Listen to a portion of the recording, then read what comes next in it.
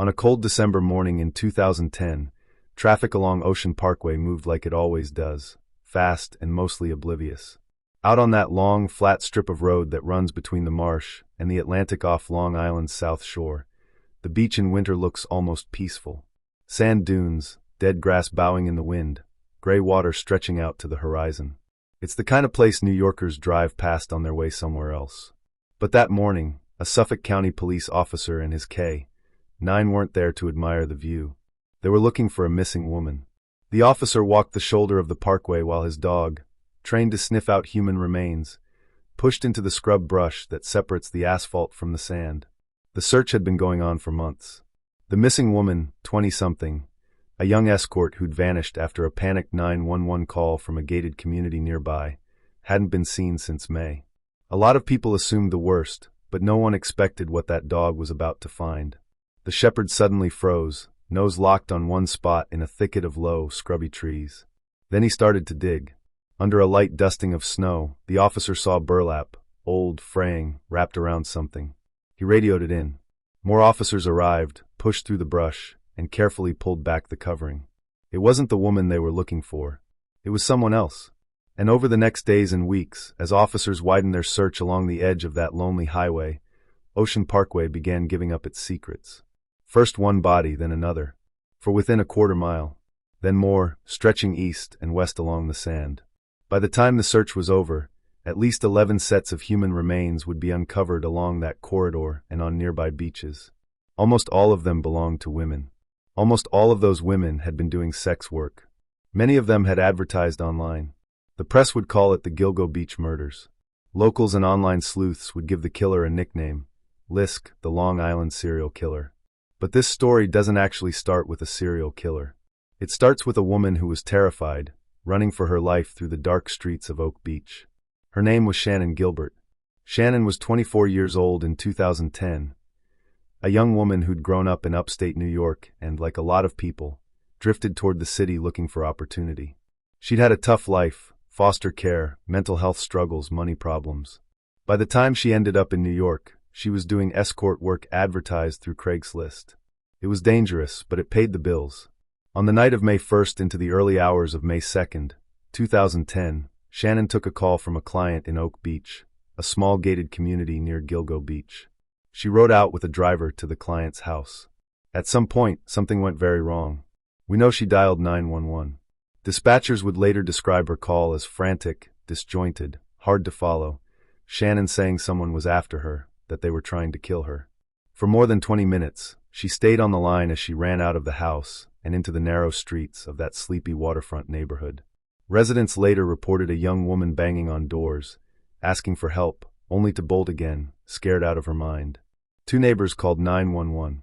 By the time officers arrived, Shannan was gone, vanished into the marshland that surrounds Oak Beach.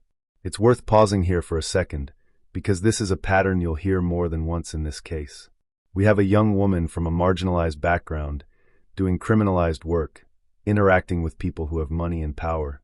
Something goes bad. She runs, she calls 911, neighbors call 911.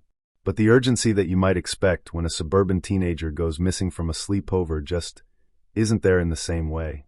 Shannan's disappearance triggered a missing person investigation, but not a full-blown manhunt. Her family, especially her mother Mari, pushed hard for answers. They were told, at least early on, that maybe she'd wandered off, maybe she'd had a breakdown, maybe she'd just decided to disappear for a while. For months, there was no sign of her. Still, the Suffolk County Police Department kept sending officers and that cadaver dog back out along the parkway, searching the stretches of land between Oak Beach and Gilgo Beach. That's what they were doing on December 11th, when the dog hit on that first body wrapped in burlap. The remains would be identified as a young woman named Melissa Barthelemy, reported missing from the Bronx the year before. A few days later, 3 more sets of remains were found nearby. They belonged to Maureen Brainard-Barnes, a mother from Connecticut, Megan Waterman from Maine, and Amber Lynn Costello from North Babylon on Long Island. All 4 of them had advertised escort services online. All had disappeared between 2007 and 2010 after traveling to meet clients. All were found within a few hundred feet of each other along that strip of sand by Gilgo Beach. Together, they became known as the Gilgo Four. Those finds turned the Shannan Gilbert search into something else entirely. What had started as a missing person case was now clearly the work of a serial killer. In March and April of 2011, as investigators expanded their search radius, they found more remains spread out along Ocean Parkway and neighboring barrier beaches. Some were partial skeletons, some just skulls or torsos. In 2 cases, the remains matched body parts that had been found years earlier in parks farther east on Long Island. The picture that started to emerge was fragmented and chilling.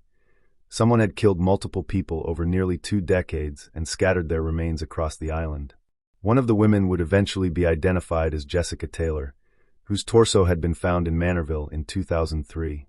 Another was Valerie Mack, a young mother from Philadelphia whose partial remains were discovered in 2000, also near Manorville, and only identified in 2020 through genetic genealogy. There were other victims too. A woman whose torso had been found in Hempstead Lake State Park in the late 1990s, known for years only by the peach tattoo on her skin. A toddler, later linked to that same woman. An unidentified victim nicknamed Asian Doe. Assigned male at birth but found dressed in women's clothing. And another unidentified female, whose remains were first found on Fire Island in the mid-1990s and later matched to bones near Gilgo Beach. Years later, through advanced DNA work and genealogy, that woman with the peach tattoo would be identified as Tanya Denise Jackson, an Army veteran and medical assistant from Brooklyn, and the toddler as her 2-year-old daughter, Tatiana. In 2025, a separate suspect, her child's father, would be arrested in Florida and charged with Tanya's murder, a reminder that not every body found near Gilgo Beach was necessarily the work of one killer. But in late 2010 and 2011, what the public heard was simpler and more terrifying. There was a serial killer hunting in the shadows of Long Island's beaches, and he'd been getting away with it for a very long time. In December 2011, more than a year after Shannan Gilbert vanished, searchers finally found her remains in a marshy area near Oak Beach. Unlike the 4 women in burlap, her body was not carefully wrapped or placed by the highway. Suffolk County Police would eventually say they believed Shannan's death was a tragic accident, that she'd run in a panic, become disoriented in the marsh, and succumbed to the elements or drowned. Her family never accepted that. They hired a well-known forensic pathologist to conduct an independent autopsy. He concluded that while the official cause of death was still undetermined, her injuries were consistent with possible strangulation, not simply exposure. Her mother, Mari, was convinced Shannan had been murdered and that her death was tied to the same predator, or predators, using Gilgo Beach as a dumping ground. To this day, Shannan Gilbert's death sits in a kind of uneasy limbo, the case that led police to the bodies, but which the department itself does not officially classify as one of the serial killings. And that tension between official narrative and family belief is one of the fault lines that runs through this entire investigation. As the body count climbed in 2010 and 2011, the public wanted answers. Who were these women? How long had this been going on? And why hadn't anyone noticed sooner? The women of the Gilgo Four were daughters, sisters, mothers. Maureen Brainard-Barnes was 25 and living in Connecticut, struggling to make ends meet when she began doing escort work. Melissa Barthélemy, 24, disappeared after telling her family she was going to meet a client in Manhattan. After she vanished, her younger sister started getting taunting phone calls from a man using Melissa's phone. Calls traced to Midtown Manhattan, near where commuters pour in and out of Penn Station and Times Square. The caller mocked her, admitted to killing Melissa, and then abruptly stopped. Megan Waterman, 22, vanished from a hotel in Hauppauge, Long Island, where she'd met clients arranged online. Amber Costello, 27, disappeared from her home in West Babylon after leaving for what she told a friend was a high-paying client who liked rough sex and insisted she come alone. Their stories are different, but the pattern is the same. They were all doing work that made them vulnerable to violent men. They were all moving between motel rooms and clients' houses, often late at night, often in unfamiliar neighborhoods. And when they went missing, the response from the system was not the same as it would have been if 4 college students had dropped off the radar. Over and over, families later described feeling dismissed, told their loved ones were probably on a binge, off with a boyfriend, or had chosen to disappear. It's a stark example of how stigma around sex work and addiction doesn't just shape public opinion. It shapes who gets protected and who doesn't. That same stigma would come back around later when people started asking hard questions about how this investigation was handled. For a while, though, the Suffolk County Police Department seemed to be all in. They brought in the FBI, scoured the beaches with officers on foot, ATVs, helicopters, and cadaver dogs. They took hundreds of tips. They set up anonymous hotlines. They held press conferences. But then the case stalled. In January 2012, a new police chief, James Burke, took over the department. He was a local rising star with deep ties to Suffolk County politics. Under his leadership, something important changed. The FBI was quietly pushed out. Cooperation between agencies shrank. The Gilgo Beach case retreated into a more closed circle. Years later, after Burke himself ended up in federal prison for beating a suspect and orchestrating a cover-up, multiple officials would say openly that his refusal to work with the FBI and his personal history of involvement with sex workers and drugs had cast a long, dark shadow over the investigation. On top of that, there were other problems. Key leads weren't fully pursued. A witness who'd seen a suspicious pickup truck, a first-generation Chevy Avalanche, outside one of the victim's homes before her disappearance gave a description, but the tip apparently wasn't aggressively followed up. Burner phone records linked victims' phones to a set of anonymous numbers that regularly pinged cell towers near Massapequa Park in Midtown Manhattan, but those connections weren't turned into a suspect for years. Meanwhile, families and advocates kept the pressure on. Shannan Gilbert's mother became a relentless voice, insisting there was a serial killer at large and accusing law enforcement of treating her daughter and the other victims as disposable. Documentaries, podcasts, and news specials put the case in front of a wider audience. Online, the name LISK started popping up in true crime forums, Reddit threads, and YouTube comment sections. The story had all the elements that lodge in people's minds: a remote beach, a trail of bodies, a sex worker victimology that highlighted deep societal biases, and a police department whose own chief would end up disgraced and convicted of his own crimes. For the people who lived along Ocean Parkway, though, this wasn't entertainment. It was a long, exhausting limbo. Years went by. The beach continued to fill up every summer. Cars kept flying down the parkway. No one had been arrested. No one had even been publicly named as a suspect. Then, in 2022, something shifted. A new Suffolk County District Attorney, Ray Tierney, took office. Around the same time, Rodney Harrison, formerly a top NYPD official, became the new Suffolk County Police Commissioner. Both men came in knowing that the Gilgo case was the biggest unfinished business on their desks. Instead of treating it as a legacy problem, they made it a priority. In early 2022, Tierney and Harrison announced the formation of the Gilgo Beach Homicide Investigation Task Force, a multi-agency team that included the Suffolk County PD, the District Attorney's Office, the State Police, the Sheriff's Department, and crucially, the FBI again. Their approach was simple but powerful. Take everything that had ever been collected in the case: phone records, old tips, crime scene photos, autopsy reports, prior suspect lists, and look at it with fresh eyes, using tools that didn't exist in 2010. One of the biggest breakthroughs came from something that had been sitting in the file for years: phone data. Investigators re-examined call detail records from the victims' phones and from the burner phones that had contacted them. They noticed a pattern. The same small cluster of burner numbers had been used to arrange meetings with multiple victims. Those phones were powered on for limited periods of time, usually long enough to place the calls or send texts, then shut off again.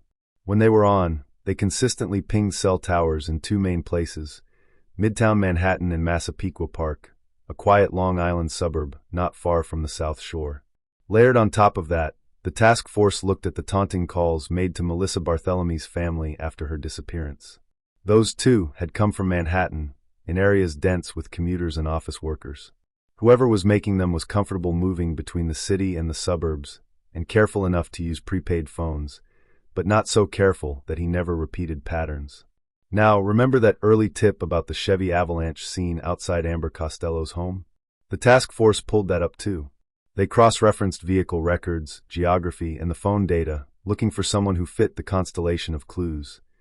A man who lived in or near Massapequa Park, worked or spent significant time in Midtown Manhattan, had access to a first-generation Avalanche back in 2010, and whose background suggested enough privacy and flexibility to commit these crimes without raising obvious suspicion. By March 2022, they had a name: Rex Heuermann. Heuermann was a 59-year-old architect who ran his own firm in Manhattan, specializing in commercial projects.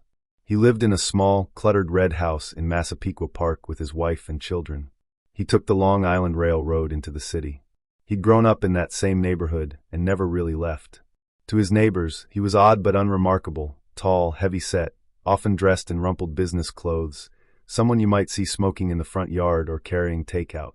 Some described him as unfriendly, others as quietly helpful, the guy who knew all the local building codes. To the task force, he checked a lot of boxes. But suspicion isn't proof. And in the American justice system, suspicion isn't supposed to be enough. So the investigators went to work building a case. They watched him. They followed him on his commute. They subpoenaed records, phone records, email accounts, financial data, internet search histories, past addresses. They looked for connections between his digital life and the victims. According to prosecutors, what they found was a disturbing overlap. They say Heuermann had used anonymous email accounts and burner phones to search for violent pornography, for true crime coverage of the Gilgo Beach murders, for details about the victims themselves.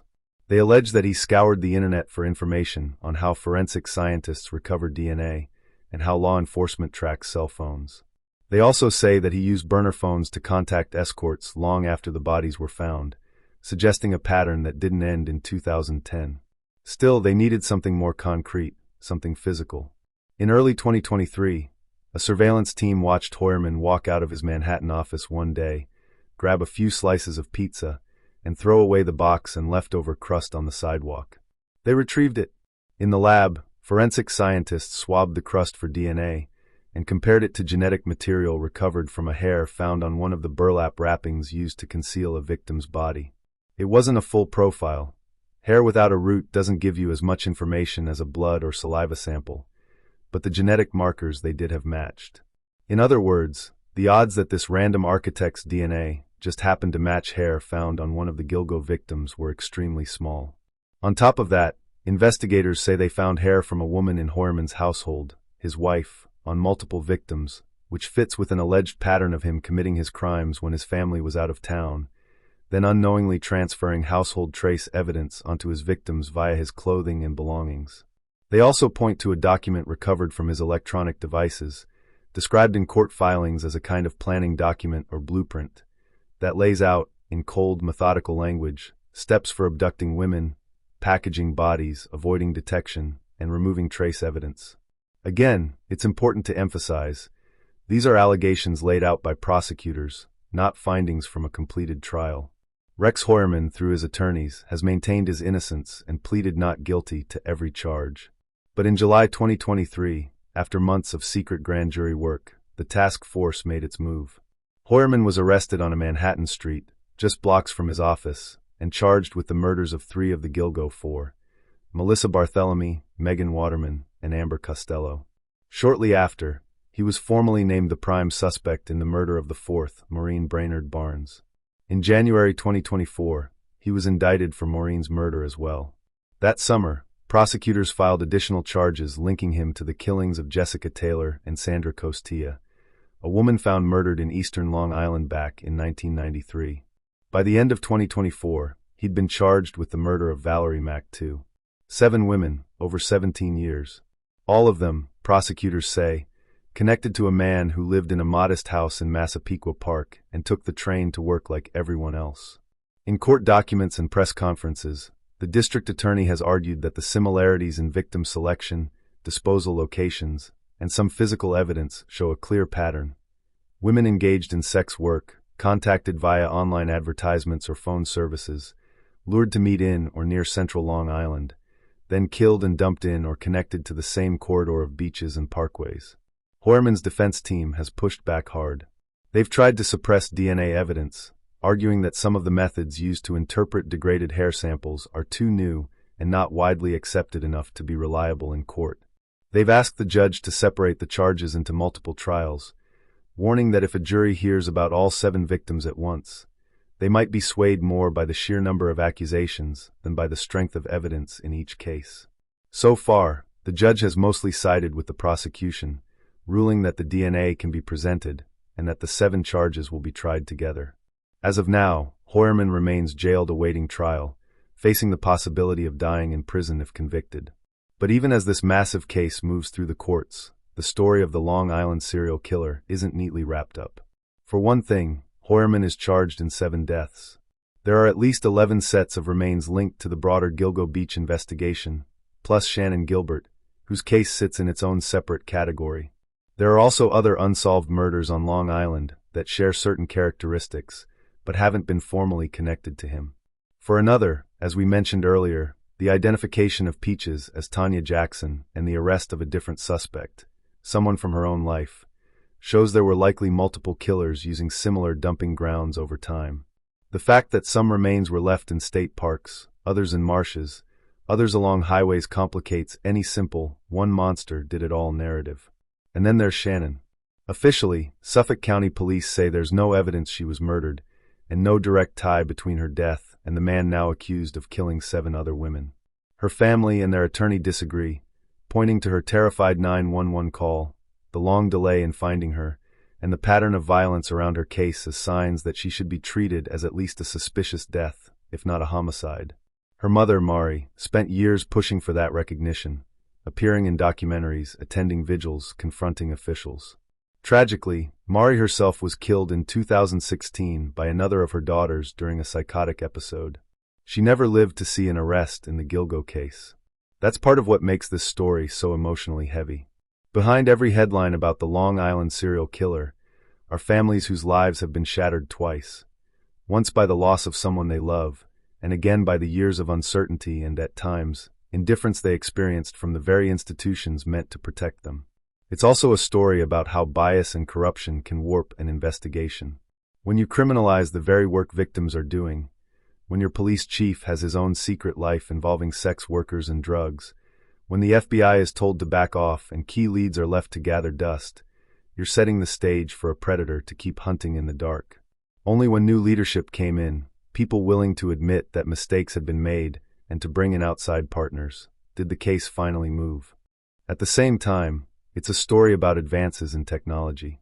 Genetic genealogy helped identify long unclaimed remains, giving names back to women like Valerie Mack and Tanya Jackson, and to Tanya's little daughter. Improved DNA techniques made it possible to extract meaningful information from hairs and trace materials that would have been almost useless a decade earlier. The sheer amount of digital data we all generate, phone records, search histories, location pings, turned out to be both a shield and, in this case, a net that prosecutors say finally closed around their suspect. So where does that leave us tonight, looking out over that stretch of sand where the dunes meet the parkway? It leaves us in the middle of a story that isn't finished yet. On one side, there's the courtroom, where a 60-something architect in a suit sits at the defense table, while prosecutors lay out a narrative of burner phones, pizza crust, hair evidence, and a so-called blueprint document that they say maps out his crimes. On the other side, there's the beach, which every summer still fills up with families, fishermen, and teenagers sneaking beers at sunset. Most of them will never see the small memorials and ribbons tucked into the brush near where the bodies were found. To them, Gilgo is just another Long Island beach. In between, there are people like you and me, trying to understand how this could happen in the shadow of one of the biggest cities on Earth, on a road thousands of people drive every day. If you're watching this, you might already have an opinion on what the evidence against Rex Heuermann does or doesn't prove. You might believe the case is solid and that, at long last, the Long Island serial killer has a name. Or you might be cautious, waiting to see how the trial plays out, mindful of the times law enforcement has gotten it wrong in other high-profile cases. Wherever you land, there are a few things we can say with certainty. We know that at least 11 people, mostly women, many of them doing sex work, ended up dead along this corridor over nearly 20 years. We know that for a long time, their disappearances were not treated with the urgency or respect they deserved. We know that powerful people inside the system made choices about who to listen to, which tips to follow, which agencies to work with, that slowed the search for the truth. And we know that, in the end, it was a combination of determined families, relentless advocates, small-town journalists, big-city reporters, and finally a new generation of investigators that pushed the case over the edge. If you're watching from Long Island or New York, this might feel personal. Maybe you remember the news helicopters over Ocean Parkway back in 2010. Maybe you drove that stretch and glanced nervously at the brush. Maybe, like some people, you realized the victims didn't look that different from someone you went to high school with, or from yourself. If you're watching from somewhere else, this case still matters, because it's not just a Long Island story. It's about how our society values some lives over others, and how that shows up when people go missing. It's about what happens when law enforcement isn't transparent, and how trust breaks down in communities that already feel ignored. It's about the power and limits of forensic science. And it's about how, even after someone is arrested and charged, there are still unanswered questions in families who don't have closure. So I want to toss a couple of questions your way, not to turn this into a guessing game, but to hear how you're thinking about it. Do you believe one person is responsible for all, or nearly all, of the bodies found along that stretch of beach in nearby parks? Or do you think we're looking at overlapping crimes, one serial offender plus other killers who took advantage of the same remote dumping grounds? How much responsibility do you think law enforcement bears for the years this case sat unsolved? Is it fair to say they were hamstrung by limited technology and complicated terrain, or do you see deeper institutional failures at work? And here's a harder one. If these victims hadn't been sex workers, if they'd been, say, college students from wealthy suburbs, do you think the investigation would have looked different? Drop your thoughts in the comments, but as always, keep it respectful, especially when you're talking about real people with real families watching this case play out in real time. And if you're someone who lived in or around Oak Beach, Gilgo, Jones Beach, or the Massapequa Park area back in the late 90s or 2000s, and you remember something that didn't seem important at the time, a strange truck parked near the dunes, a weird encounter on the beach, someone who bragged about knowing more than they should have, law enforcement on Long Island is still taking tips in this case. Sometimes, in cold cases, what finally breaks things open isn't new science or a big confession. It's a memory someone's been carrying around for years, waiting for a sign that it matters. For the women whose lives ended along that lonely road, and for the families who have waited far too long for answers, I hope that sign comes sooner rather than later. Because the ocean will keep rolling in. The sand will keep shifting. The traffic on Ocean Parkway will keep humming along. But the secrets buried in that sand aren't going anywhere. Not until the full truth about the Long Island serial killer, whoever he is and however many people were really involved, is finally brought into the light.